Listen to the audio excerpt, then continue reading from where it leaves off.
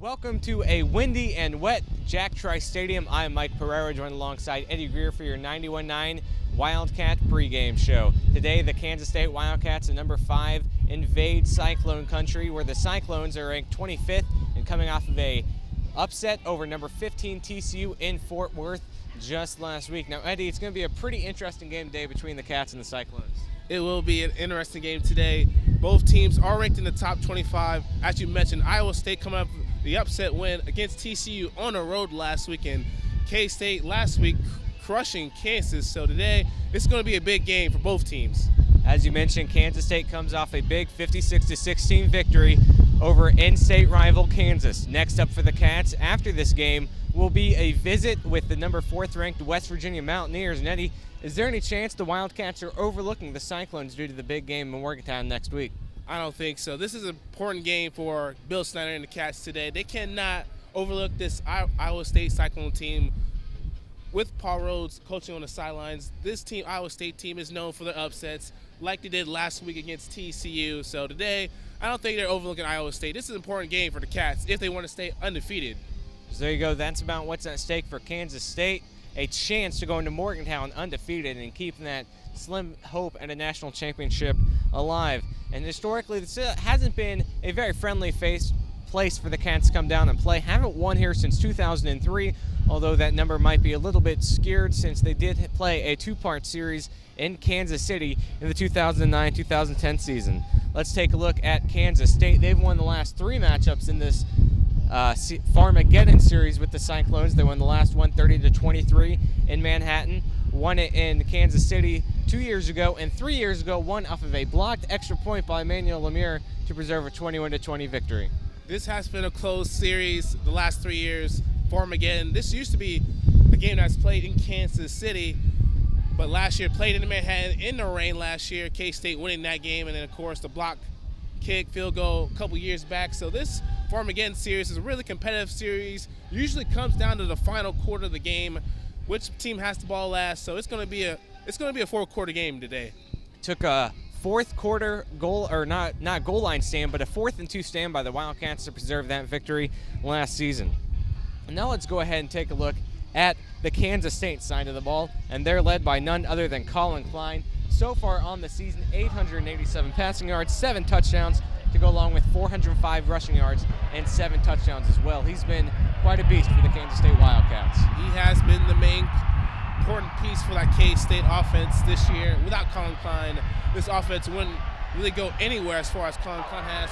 Improving from last year to this year, he has been nothing but unbelievable this year for K-State. And today he'll have to come in here against a hostile environment against Iowa State defense, a pretty good Iowa State defense. So today, Colin Klein has his work cut out for him.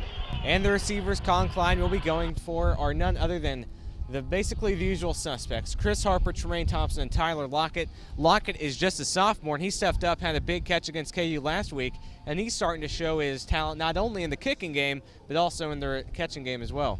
Tyler Lockett with that big catch last week for a touchdown, his only reception of the game last week for 34 yards and touchdown. Chris Harper finally starting to come out of his shell a little bit, had 4 catches last week. So it's important for K-State to get their receivers involved in the game plan. Not only has Colin Klein improved in the throwing game, his running game is basically the same, but he's really improved as a passer. But one man who has really improved on Kansas State is John Hubert. In his last 2 games, 33 carries, 231 yards, an average of 7 yards per carry, and 5 touchdowns in the games against Kansas and Oklahoma. John Hubert continues his aggressive running style from last week and from 2 weeks ago. He's been running really well this year, coming off another 100 yards against KU last week. So John Hubert right now is really stepping up, continues to progress as the weeks move on. And really sort of a very similar to Darren Sproles type of back. He's not as fast as Sproles, he's not as strong, but it's the way that he moves his body and just kind of bounces off tackles and keeps on going is really where he gets that Sproles-like comparison, not to mention they're about an inch apart in size. Yeah, like 2 weeks ago to run against Oklahoma where he was stopped for like a 2-yard loss and then kept going in for the touchdown. That's the way the style he runs. He keeps on running hard until he's down pretty much. You have to wrap him up. Either Iowa State's defense today, you have to get him on the ground. You cannot just hug him and just try to drag him down. You have to grab him and tackle him, get a few guys on him to make sure he's stopped.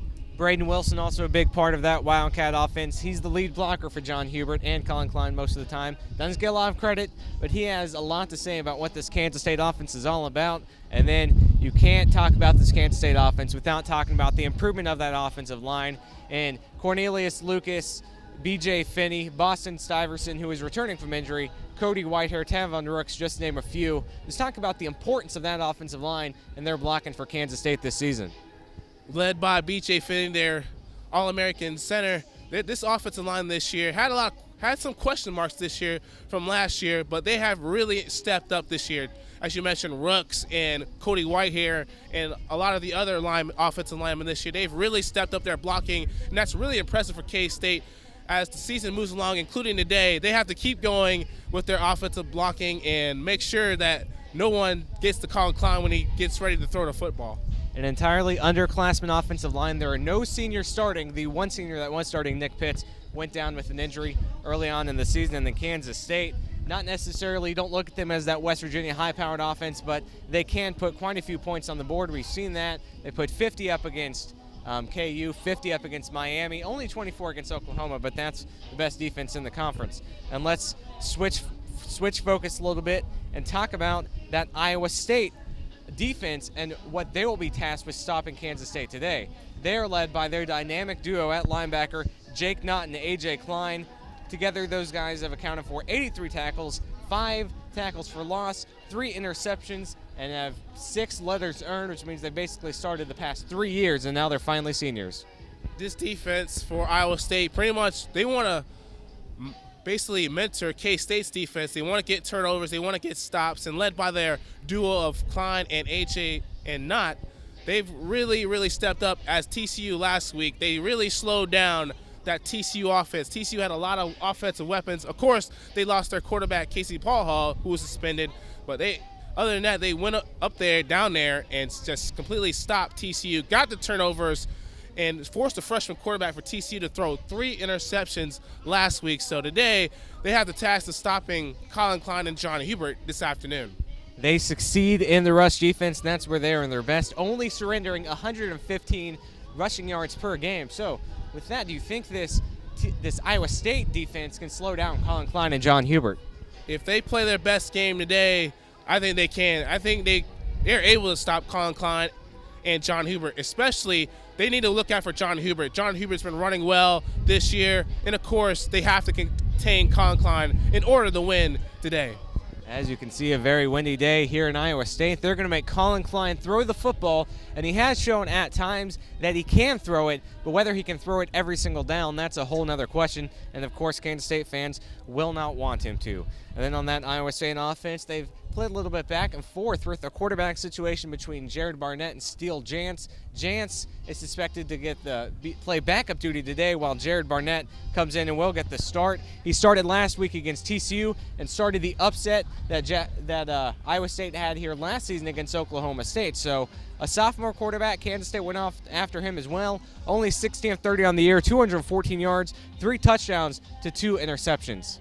Jared Barnett started last year against K-State, played pretty well, and of course we touched on the Oklahoma State last year. Steele Jantz did start early on this year, but because of the turnovers, Paul Rhodes turned right back to Jared Barnett, and he's played pretty well for Iowa State. For Iowa State to have a chance this afternoon to beat K-State, Jared Barnett has to play turnover, mistake-free football. He cannot